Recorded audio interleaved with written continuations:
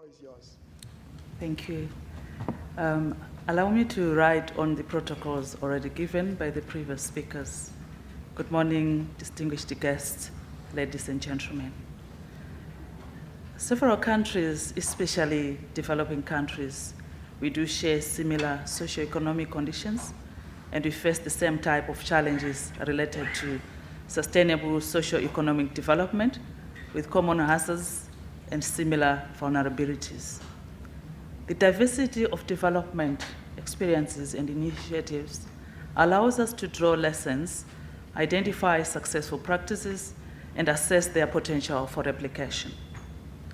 Zimbabwe is among other countries we have made national commitments, focusing on the 3 zeros.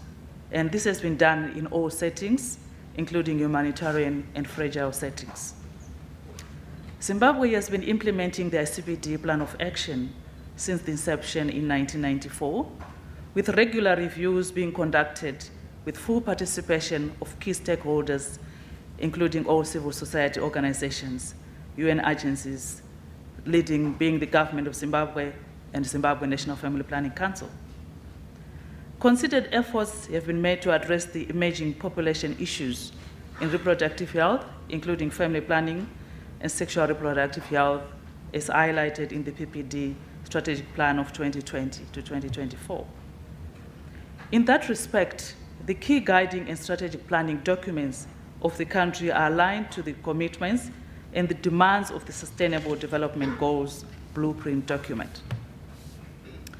A national ICPD task force was formulated in 2018 to periodically track progress made towards achieving the commitments, and Population Services Zimbabwe is the chair of the CSOs, providing the leading and coordination role in gaps identification, resource mobilization in reproductive health, and population and development.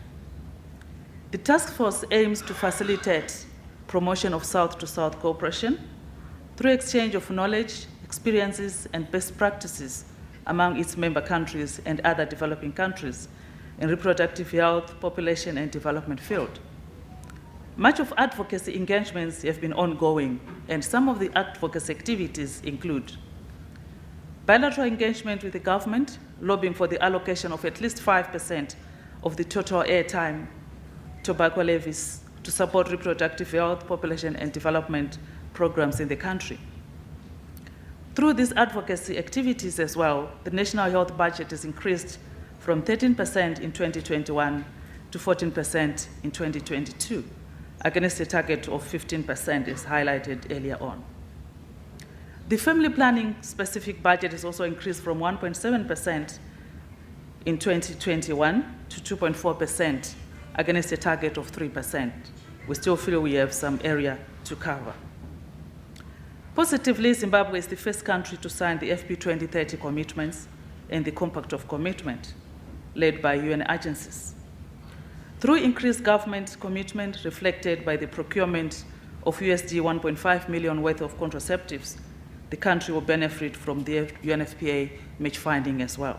This is where we're also talking about domestic funding. Zimbabwe is one of the best performing family planning programs, as has been highlighted earlier on, witnessed by the high MCPR and also the reduction in the unmet need for family planning. The adolescent birth rate has reduced from 119 per 1,000 live births to 108 per 1,000 live births in 2019.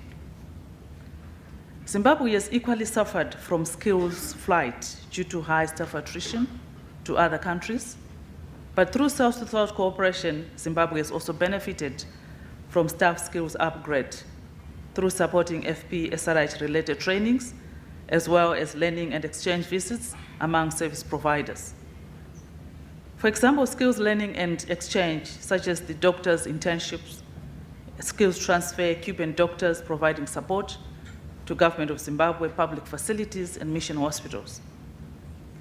As I conclude, there is greater need for us to consider evidence-based strategies and interventions which are successful in mobilizing resources, establish new partnerships, create stakeholder collaborations, knowledge sharing, and scaling up of scientifically proven approaches which are critical for an effective implementation of the development agenda and the achievement of the Sustainable Development Goals. I thank you.